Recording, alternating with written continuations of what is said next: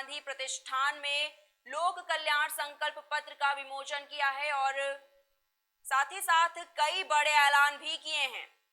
आपको बता दें कि रोजगार और स्वास्थ्य पर भी ध्यान केंद्रित करते हुए कई तरह की योजनाएं लागू करने की बात कही है। 2 करोड़ टैबलेट और स्मार्टफोन बांटने का ऐलान किया है। साथ ही साथ प्रत्येक ग्राम पंचायत में जिम और मैदान खोलने का भी वादा किया गया है। हर घर में एक व्यक्ति को नौकरी दी जाएगी। किसानों के लिए भी कई ऐलान हैं। आपको बता दें कि अगले 5 सालों तक सभी किसानों की सिंचाई के लिए भी कई तरह के यहाँ पर ऐलान गृह मंत्री अमित शाह ने किए हैं। तो जिस तरह से आज लखनऊ के इंदिरा गांधी प्रतिष्ठान में कार्यक्रम का आयोजन किया गया, घोषणा पत्र बीजेपी की तरफ से लागू किया गया, इसमें कई तरह के ऐलान किए गए हैं। और इसी खबर पर हमारे साथ अब सपा नेता एसके मेहंदी जी जुड़ चुके हैं। तो एसके मेहंदी जी, आपसे जानना चाहेंगे, जिस तरह से आज भारतीय जनता पार्टी की तरफ से घोषणा पत्र जारी हुआ है, क्या लगता है कितने वादे पूरे होने वाले हैं सरकार के? देखिए, भारतीय जनता पार्टी पूरी तरीके से हर मोर्चे पर फेल है जी। इस सरकार ने जिस तरीके से सत्ता में आने से पहले इन्होंने जो वादा किया था, उस वादे को एक भी इन्होंने पूरा नहीं किया है। डबल इंजन की सरकार, जिसने वादा किया था, दावा किया था कि हम 2 करोड़ लोगों को रोजगार, किसान की फसल का दुगना दाम, 15 लाख रुपया देने का काम करेंगे, पूर्व में इन्होंने एक भी वादा पूरा नहीं किया जिससे आम जनता में जरा सी आशा हो। भारतीय जनता पार्टी को लेकर आम जनता में निराशा थी, है और रहेगी। ये भारतीय जनता पार्टी के लोग ये झूठ का फूल है, इन पर किसी किस्म का कोई भरोसा आम जनता करती नहीं है। और रहा सवाल भारतीय जनता पार्टी के नेता जो अपने घोषणा पत्र में और ये जो चुनाव में लोक लुभावन वादे कर रहे हैं, इस वादे पर जनता कहीं भी अपने आप को शामिल इसलिए नहीं कर रही। धरातल पे, इस जमीन पर इन्होंने कोई पूर्व में ऐसा काम नहीं किया जिस पर इन पर भरोसा करे।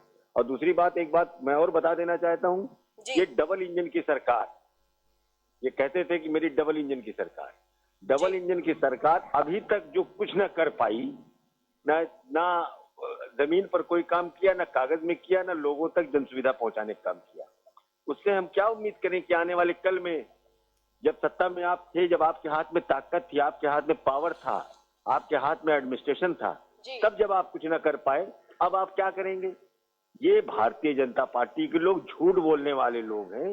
ये झूठ बोलते हैं, ना इन्होंने कुछ किया है और ना आने वाले कल में करेंगे। जी। लेकिन एसके मेहंदी जी, आपसे जानना चाहेंगे, जिस तरह से एक तरफ किसान अभी उनसे नाराज चल रहे थे, लेकिन आज जब बीजेपी का घोषणा पत्र जारी हुआ तो इसमें कई तरह के वादे किसानों के लिए किए गए, जिसमें किसानों को सिंचाई के लिए मुफ्त बिजली दी जाएगी, 5,000 करोड़ की लागत से अब कृषि सिंचाई योजना चलेगी। तो क्या लगता है, अब मान जाएंगे किसान? देखिए, ये किसान विरोधी सरकार है। किसान विरोधी सरकार इसलिए है, जब किसान अपने हक की लड़ाई लड़ता है, आंदोलन करता है, तब उस पर ये जीप से रौंदने का काम करते हैं और वही लोग सत्ता में बने भी रहते हैं।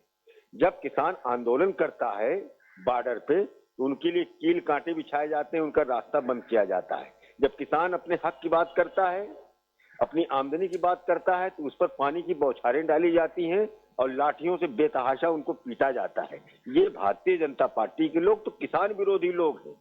ये मैंने कहा ना कि ये झूठ बोलने वाले लोग हैं।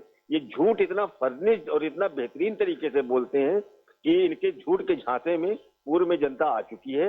लेकिन अब जो स्थितियां हैं, किसान पूरी तरीके से चट्टान की तरह भारतीय जनता पार्टी के खिलाफ डटा हुआ है, बना हुआ है।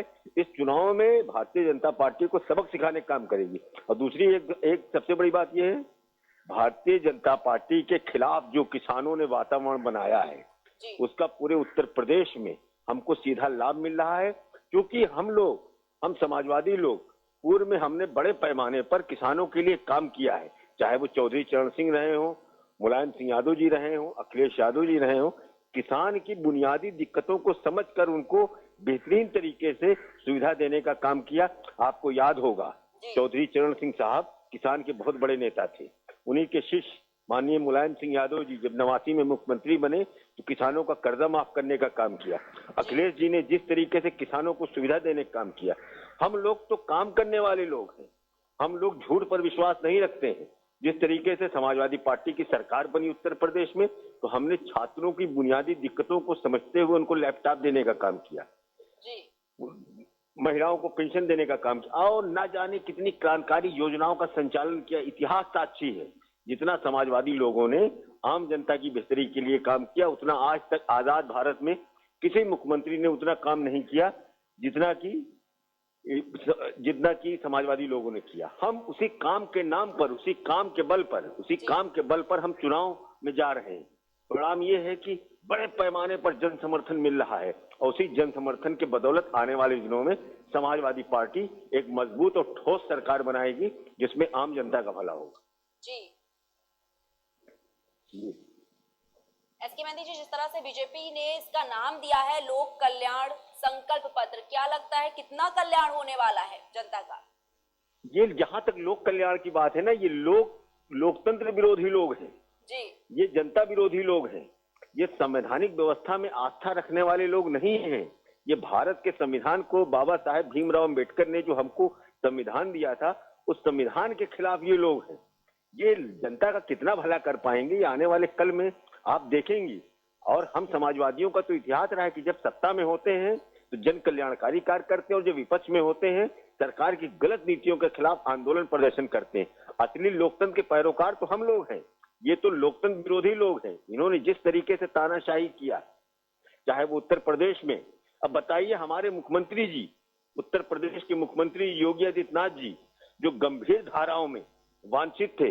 ये उत्तर प्रदेश के इतिहास में पहली बार हुआ है ऐसा कि डिप्टी चीफ मिनिस्टर मुख्यमंत्री जी का मुकदमा वापस ले रहा है और मुख्यमंत्री जी डिप्टी चीफ मिनिस्टर का मुकदमा वापस ले रहे हैं।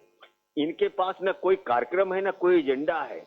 ये धर्म जात संप्रदाय के नाम पर लोगों को बांटकर गुमराह करने का काम करते हैं। लेकिन उत्तर प्रदेश की जनता विकास की दिशा में देख रही है। वो आने वाले कल में बच्चों का भविष्य बेहतर चाहती है, किसानों का भविष्य बेहतर चाहती है, नौजवानों का भविष्य बेहतर चाहती है। अगर ये कोई दे सकता है, इस लोकतंत्र के जो असली प्रहरी हैं समाजवादी लोग, यही लोग दे सकते हैं। भारतीय जनता पार्टी के लोग तो लोकतंत्र विरोधी लोग हैं। इनके पास तो सिर्फ जाति धर्म संप्रदाय के नाम पर लोगों को बांटो और राज करो। जी जी एसके मेहंदी जी, अमित शाह ने ये कहा है कि ये सिर्फ घोषणा पत्र नहीं है, ये संकल्प पत्र है और उत्तर प्रदेश को नए भविष्य की ओर ले जाने का ये संकल्प पत्र है। साथ ही साथ अमित शाह ने ये कहा कि समाजवादी पार्टी के अध्यक्ष यही घोषणा पत्र लहराते हैं और पूछते हैं कि कितने पूरे हुए हैं, तो वो उनको ये बता रहे हैं कि 212 संकल्प पूरे हो चुके हैं। भारतीय जनता पार्टी की कथनी और करनी में अंतर है। जो कहते हैं वो करते नहीं है, जो करते हैं वो कहते नहीं। ये जितनी बातें इनके स्मृति पत्र में है, घोषणा पत्र में है, जितनी बातें इन्होंने चुनाव के परिप्रेक्ष्य में इन्होंने कहा है, उसमें वास्तविकता की धरातल पे 1% ये जमीन पर वो काम नहीं कर पाएंगे। भारतीय जनता पार्टी के लोगों ने कहा था मैं 15 लाख रुपया दूंगा, 2 करोड़ लोगों को रोजगार दूंगा, किसान की फसल का दुगना दाम दूंगा। इन्होंने लोगों को रोजगार से अलग किया। इन्होंने बदहाली की दिशा में लोगों को ले गए हैं। मैं आपको बता दूं, उत्तर प्रदेश में शिक्षा मित्र जो सहायक अध्यापक का दर्जा दिया था अखिलेश यादव जी ने, उसको किस तरीके से उनकी थाली पर चोट पहुंचाने का काम किया, उनको रोजगार से तोड़ने का काम किया। मैं इतना जानता हूं, ये भारतीय जनता पार्टी के लोग जो कहते हैं वो करते नहीं है और जो करते हैं वो कहते नहीं है। ये भारतीय जनता पार्टी के लोग जन विरोधी लोग हैं। इस जन विरोधी सरकार को उत्तर प्रदेश की जनता ने मन बना लिया है और आने वाले 10 मार्च में जब आपका परिणाम आएगा टीवी पर, तब मैं बात करूंगा आपसे। आप देखिएगा भारतीय जनता पार्टी को किस तरीके से आम जनता बेदखल करने का काम करेगी। जी बहुत बहुत शुक्रिया एसके मेहंदी जी, आपका हमारे साथ जुड़ने के लिए। जी बहुत बहुत धन्यवाद। तो अमित शाह ने आज बीजेपी का घोषणा पत्र जारी किया है। साथ ही साथ बीजेपी ने इसका नाम जो रखा है वो लोक कल्याण संकल्प पत्र नाम दिया और उसका विमोचन भी किया है। तो कई तरह के वादे यहाँ पर बीजेपी के घोषणा पत्र के जरिए किए गए हैं, जिसमें किसान, युवा, महिलाएं और भी कई सारी चीजें हैं जिनका ऐलान आज इस घोषणा पत्र के जरिए किया गया है।